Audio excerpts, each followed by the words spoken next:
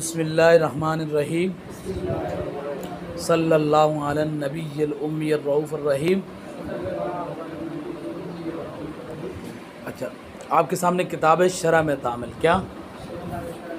हाँ, यानी 100 आमिलों की शरह। अच्छा, इस किताब में जो है जहाँ अवामिल नाव की शरह तफसील मालूमात की जाती है, वहाँ उससे ज़्यादा इस किताब में तरकीब की जाती है। क्या की जाती है? इजरा किया जाता है। तो अभी हमने भी इजरा शुरू करना है, बड़े गौर से सुनना है। बिस्मिल्लाहिर्रहमानिर्रहीम। तो सबसे पहले बिस्मिल्लाह की हमने तरकीब करनी है। तरकीब के बारे में थोड़ी सी बातें समझ लें। तरकीब क्या करनी है हमने?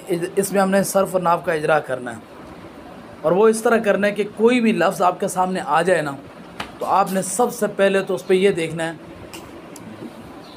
कि ये कलमा है या कलाम। अगर कलमा है तो फिर वो क्या है? इस्म है, फ़ेल है, हर्फ है, क्या है?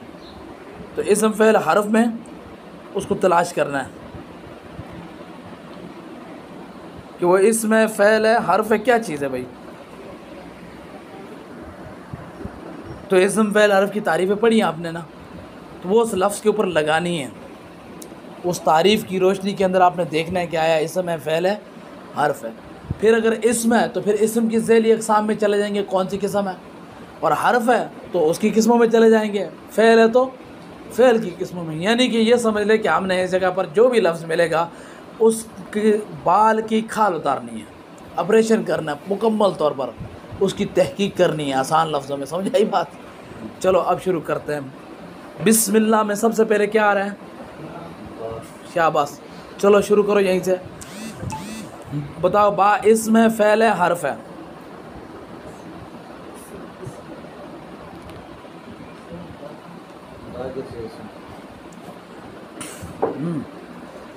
बा इस्म है, फ़ेल है, हर्फ है। बा का मतलब होता है से, यहाँ बा का माना से है, ठीक है। सिर्फ से समझाने के लिए, वैसे कुछ और भी है, सिर्फ से नहीं है, साथ कह सकते हैं, साथ, ठीक है। और तो बा क्या है? हर्फ है। शाबाश, हर्फ है। तो अब बताओ किन हुरूफ से ये? हुरूफ आमला है या हुरूफ गैर आमला है? हुरूफ आमला है। हुरूफ आमला है तो हुरूफ आमला में कौन सा है? शाबाश, वो हुरूफ जारा। शाबाश, हुरूफ जारा कितने हैं? कौन कौन से हैं?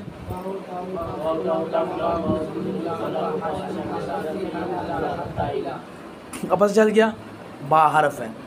तो अब क्या बोलना चाहिए मैं? बा हर्फ, बा हर्फ अज़ हुरूफ जारा, बा हर्फ अज़ हुरूफ जारा, मबनी पर कसर, मबनी पर अज़ मबनियात असलिया जार। हाँ भाई, बा हर्फ अज़ हुरूफ जारा, इसका मतलब ये कि बा का ताल्लुक़ हुरूफ जारा से है। और हुरूफ के बारे में आपने तमाम पढ़ा कि तमाम हुरूफ मबनी है। क्या है? इसलिए आपने कहा मबनी। अब ये मबनी है तो इस पर कौन सा मबनी है? मबनी पर कसर, मबनी पर, यानी मबनी है तो या मबनी पर फ़तह होगा, मबनी पर कसरा होगा, मबनी पर ज़म्मा होगा, या मबनी पर सुकून होगा। यही हो सकता था ना।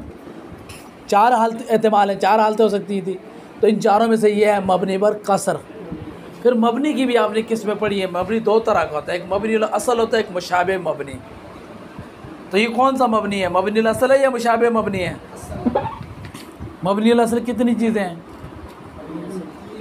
3 चीज़ें। कौन कौन सी? शाबाश, फ़ेल, माजी, अमर, हाज़िर और तमाम हुरूफ। तो क्योंकि ये हर्फ में से है, ये हुरूफ में से एक हर्फ है, तो इसलिए इसका ताल्लुक़ मबनी असल से है।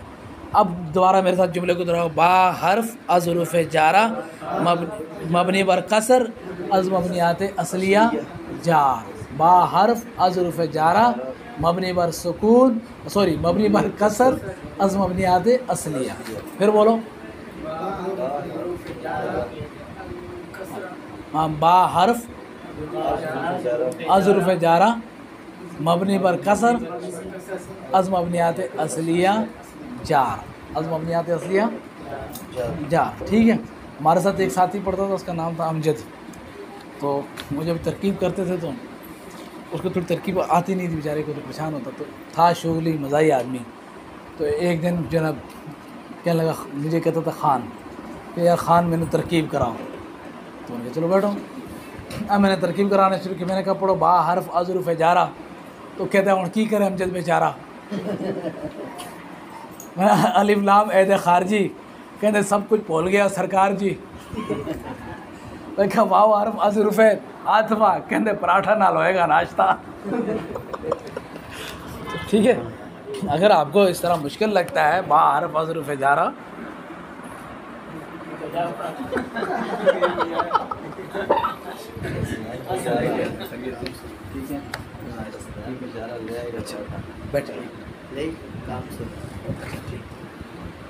ठीक है, ठीक। तो बा हर्फ अज़रूफ़ जारा मबनी पर कसर रहना, इसमें कोई असर, इन्हें इसी तरह याद करना। मबनी पर कसर, हाँ अज़ मबनियात असलिया, ठीक है। तो जार हो गया, ठीक है। आगे आ जाओ, ये तो खैर मजाक कर रहे थे, अब दोबारा सीरियस हो जाओ। बा हर्फ अज़रूफ़ जार, बा हर्फ अज़रूफ़ जारा मबनी पर कसर अज़ मबनियात असलिया जार, अज़ मबनियात असलिया जार। जार का मतलब यानी जर देने वाला। ये कौन सा आमिल है? जर देने वाला। आगे आ जाओ, इस्म, लफ्ज़ इस्म बिस्मी। तो बिस्मी के बाद क्या आ रहा है? इस्मी। तो वो जो दरमियान में जो अलिफ था वो गिर गया था, बा हर्फ जार जब लगा था तो वो हमज़ा जो है तो हमज़ा वसली था, तो वो दरमियान में गिर गया था। तो लिखने पढ़ने दोनों में गिरा दिया। अमूमी तौर पर लिखने में नहीं गिराते, पढ़ने में गिराते हैं, ठीक है। लेकिन यहाँ लिखने में भी क्या कर दिया? गिरा दिया। चलो, लफ्ज़ इस्म। अब लफ्ज़ इस्म के बारे में बताओ, ये क्या है? इस्म है, फ़ेल है, हर्फ है? इस्म का माना होता है नाम। शाबाश, जोर से बोलो। इस्म क्या है ये? क्योंकि हमने इस्म की तारीफ़ पढ़ी थी। इस्म वो कलमा है जो अपना माना बताने में मुस्तकिल हो, यानी अपना माना खुद बताए और 3 ज़मानों में से कोई ज़माना ना पाया जाए। तो ये तारीफ़ इसको सच्ची आती है। इस्म का माना क्या है? नाम। देखो, जैसे ही हमने सुना नाम तो हम मतलब समझ गए नाम क्या होता है। नाम को समझने के लिए हमें किसी और लफ्ज़ की मदद की ज़रूरत नहीं है, और इसमें कोई ज़माना भी नहीं है, ना माजी है, ना हाल है, ना मुस्तकबल है, कोई नहीं है। तो लिहाजा ये इस्म हो गया। इस्म हो गया। अच्छा भाई, तो अब इस्म है तो ये बताओ कि ये कौन सा इस्म है भाई? चंद चीज़ें और हमने देखनी है। हमने ये देखना है कि ये इस्म मुफरद है, तस्निया है, जमा है, मुफरद है। हाँ भाई, इस्म तस्निया जमा तो नहीं है ना, मुरक्कब भी नहीं है, तो ये क्या हुआ? इस्म मुफरद। क्या हुआ? अच्छा, अब एक इस्म के और किस्में भी हैं, मुनसरिफ और गैर मुनसरिफ होने। क्या होना? तो ये देखना है कि ये मुनसरिफ है या गैर मुनसरिफ है। अब यहाँ थोड़ी सी मुश्किल पैदा होगी ना, क्योंकि आपने मुनसरिफ की तारीफ़ को इस पर नाफिज करना है, लगाना है, गैर मुनसरिफ को लगाना है। तो मुनसरिफ किसको कहते हैं? जिसमें 9 असबाब में से कोई एक जो 2 के कायम मकाम हो या 2 वो ना पाया जाए। तो लफ्ज़ इस्म के अंदर उनमें से कोई नहीं पाया जा रहा, उनमें से कोई नहीं पाया जा रहा, लिहाजा ये मुनसरिफ हुआ। तो बोलो इस्म मुफरद मुनसरिफ, इस्म मुफरद। अच्छा, अब आगे बात ये कि ये सही है या गैर सही है। नावियों के नज़दीक सही वो होता है जिसके आखिर में हर्फ इल्लत ना हो। तो इस्म आखिर में मीम है, आखिर में हर्फ इल्लत है नहीं है, तो इसका मतलब सही हुआ। तो हुआ इस्म मुफरद मुनसरिफ सही, इस्म मुफरद मुनसरिफ सही।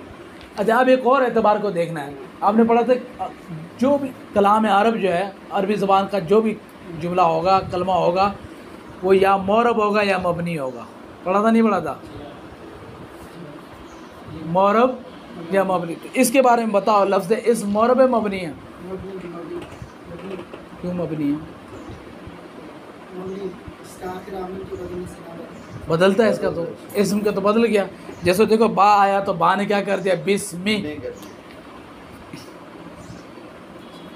तो इसका आमिल तो आखिर, इसका आखिर अवामिल के बदलने से बदल गया। तो लफ्ज़ इस्म जो है ये मोरब है, मबनी नहीं है। अब मोरब और मबनी की पहचान के लिए याद रखो, कुल मबनी कितने आपको ये देखना होगा। कुल मबनी 6 हैं, ये उन 6 में से है या नहीं, बस। कुल मबनी 6 हैं, वो 6 मबनी आपको पक्के याद होने चाहिए। बस ये देखो ये उन 6 में से नहीं है, बस ख़त्म। और कुल मोरब 2 हैं, कुल मोरब ये देखो कि ये उन 2 में से है कि नहीं है, तो मोरब और मबनी की पहचान हो जाएगी। बात समझ आ गई? तो चलें, ये है मोरब। तो अब बोलेंगे इस मुफरद मुनसरिफ सही मोरब। बोलो इस, हाँ फिर बोलो। अच्छा, अब कुल मबनी 6 मबनी कौन कौन से हैं?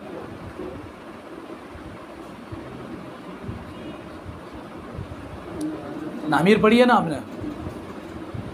नहीं तो अलामा साहब के पास भेज दूंगा मैं।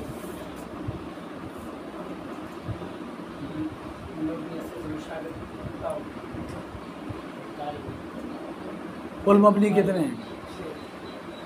नामीर में पढ़े थे ना, मबनी 6 हैं भाई। तमाम हुरूफ मबनी है, फ़ेल माजी मबनी है, फ़ेल अमर हाज़िर मारूफ मबनी है। हाँ, अब वो जो 3 है वो कौन कौन से हैं?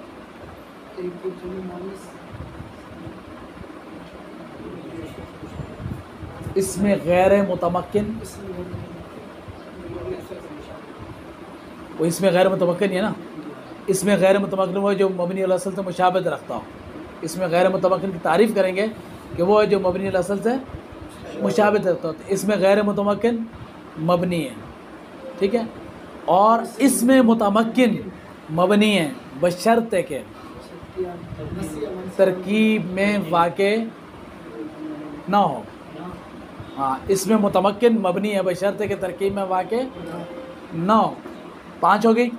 फ़ेल मुज़ारे मबनी है बशर्ते के उसके आखिर में जमा मुअन्नस का नून या नून ताकीद सकीला खफीफ़ा वगैरह लगा हुआ हो। तो ये 6 मबनी है। दोबारा दोहराओ, 6 मबनी कौन कौन से हैं? तमाम हुरूफ, फ़ेल माजी, फ़ेल अमर हाज़िर मारूफ, इसमें मुतमक्किन। ये तो बग़ैर किसी शर्त के मबनी है। ये 4 मबनी तो बग़ैर किसी शर्त के मबनी है, ठीक है।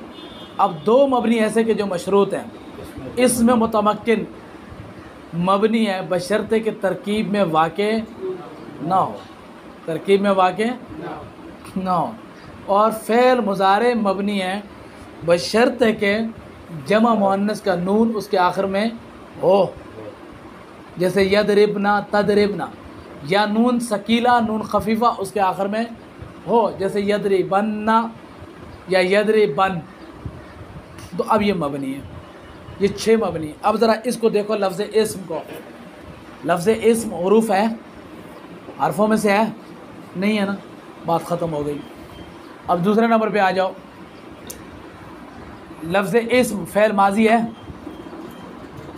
चलो बात ख़त्म हो गई। फ़ेल अमर है ये नहीं है।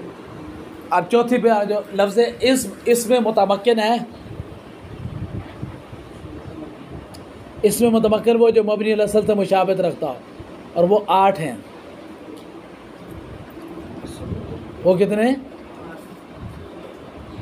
मुज़मरात ज़मीरें, अस्माए इशारात इशारे, अस्माए मौसूलात, अस्माए अफ़आल, अस्माए अस्वात, अस्माए ज़ुरूफ़, मुरक्कब बिनाई। ये उन 8 में से है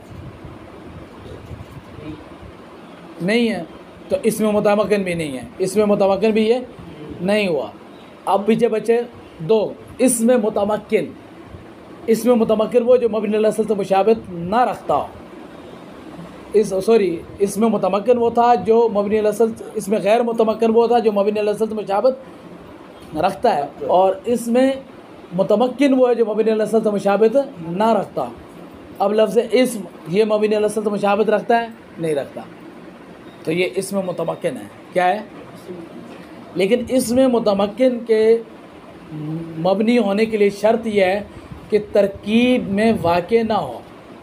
तरकीब में वाक़े, और ये तरकीब में वाक़े है। तरकीब में वाक़े होने का क्या मतलब है?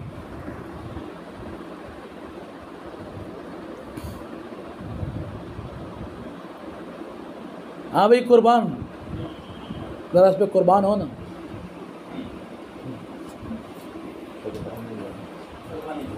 इसमें मुतमक्किन जो है तरकीब में वाक़े ना हो, इसका क्या मतलब है? नहीं मतलब पता।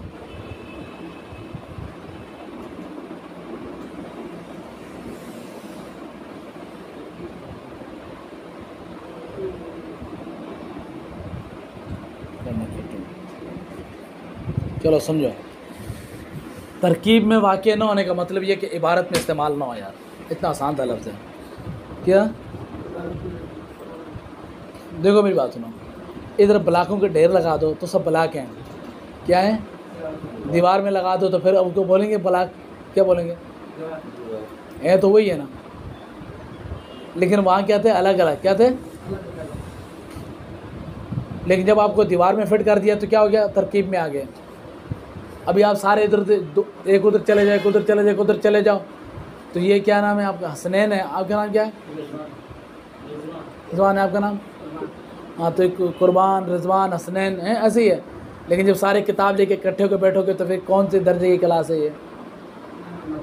तो तरकीब में वाक़े होने का मतलब ये है कि एक है लफ्ज़, जब उसको बासियत लफ्ज़, बासियत इस्म देख रहे हैं तो वो तरकीब में नहीं है। लेकिन जब आप उसको जुमले में इस्तेमाल कर रहे हैं तो तरकीब में है। मिसाल के तौर पर ये जो बिस्म है, इसमें लफ्ज़ इस्म आ गया। क्या आ गया? लफ्ज़। अगर आप इसको अलग करो, आपको अलबाऊ, बा हरफ जार अलग हो गया, अल इस्मु या इस्मु इसको अलग कर दें, अल्लाह इसमें जलालत अलग कर दें, अलग अलग बोलें, अल्लाह, बा, इस्म, तो ये तरकीब में नहीं है, ये सब अलग अलग हैं। क्या है? लेकिन जब आप इसको बोलेंगे बिस्मिल्लाह तो अब ये तरकीब में है। किसमें? तो तरकीब में होने का मतलब ये कि उस लफ्ज़ को आप किसी जुमले में इस्तेमाल कर रहे हो, किसी जुमले में इस्तेमाल कर रहे हो तो उस वक़्त ये मौरब है, और जब किसी जुमले में इस्तेमाल ना कर रहे हो तो उस वक़्त ये मबनी है। बड़ी आसान सी बात होगी। मिसाल के तौर पर ये हमारे सामने बहुत सारी चीज़ें हैं, ठीक है? तो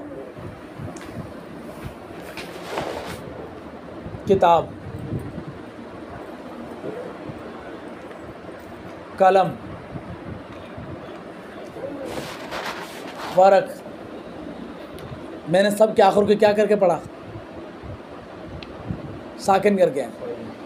किताब, मैंने ये नहीं कहा कि किताबुन या किताबू, नहीं कहा ना। वरक, वरकुन नहीं कहा।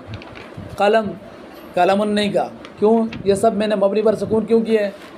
क्योंकि तरकीब में वाक़े नहीं है। लेकिन जब मैं कहता हूँ हादा किताबुन, तो अब ये तरकीब में वाक़े हो गया। हादा मुब्तदा हो गया, किताबुन ख़बर होगी। मैं कहता हूँ हादा कलमुन, तो अब ये तरकीब में, या मैं कहता हूँ राइतु कलमन, अख़ज़तु कलमन, तो अब ये तरकीब में वाक़े हो गया, मैंने उसको मफ़ूल बना दिया। समझ आई बात आपको?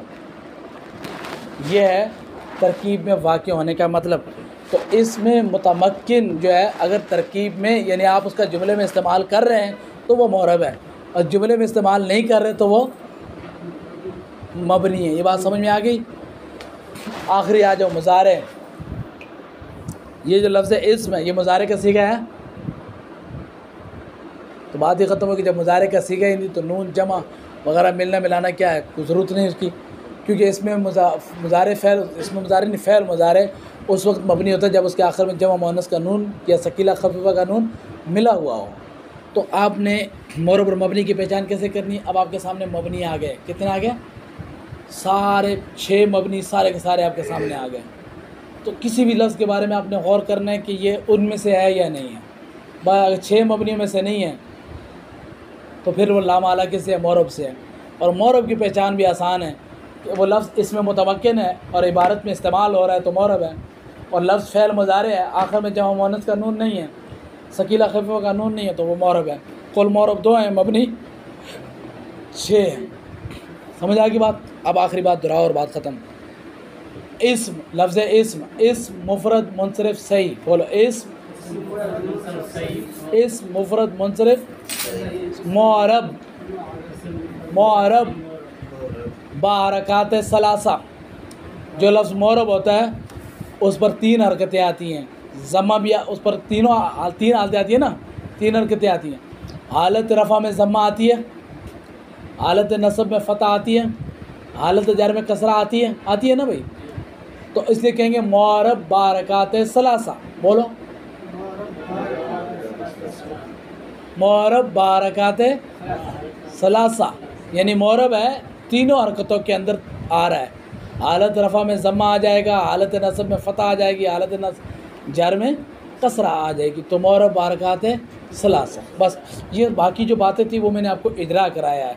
इजरा करने का मकसद है ही ये कि कवायद को ताज़ा करना, कवायद को समझाना, उनको नाफिज करना, ठीक है। तो अभी देखिए आप पढ़ तो शरह में तामल रहे हैं, लेकिन आपने नाहमीर की कितनी बातें दोहरा ली, पूरा एक चैप्टर दोहरा लिया मौरब और मबनी का दोहराया। आपने मुनसरिफ और गैर मुनसरिफ की बात कर ली, हुरूफ जारा के मुतल्लिक़ बात कर ली, कितनी बातें आपने नाव की दोहराई हैं, इसी का नाम इजरा है। अब याद किस चीज़ को करना है आपने, वो है बा हरफ अज़रूफ़ जारा मबनी पर कसरा मबनी आते असलिया जार, और लफ्ज़ इस्म मुफ़रद मुनसरिफ सही मौरब बारकात सलासा। अब ये पूरा नहीं हुआ, बस आज के लिए इतना ही काफ़ी है, बाकी कल करेंगे। चलो।